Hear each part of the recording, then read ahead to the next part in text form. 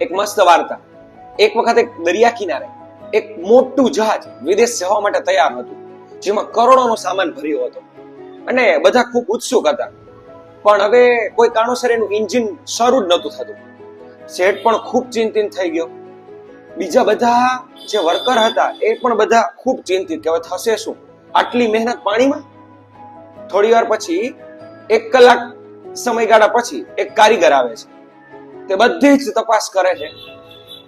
એક જગ્યાએ જોશથી હથોડો મારે છે એટલે એન્જિન શરૂ થઈ જાય છે.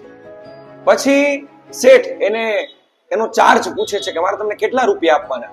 એટલે પેલો વ્યક્તિ કહે છે કે 1 લાખ રૂપિયા.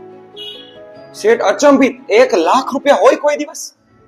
ત્યારે પેલો કારીગર કહે છે કે ખરેખર મેં હથોડો માર્યો ને એના તો 1000 જ છે, પણ 99,000 ક્યાં હથોડો મારવો ને આ એના મેં લીધા છે. તો શીખ, આવડત એવી રાખો કે તમારા કામના પૈસા હોય, નહીં કે તમારી કલાકોના. Thank you.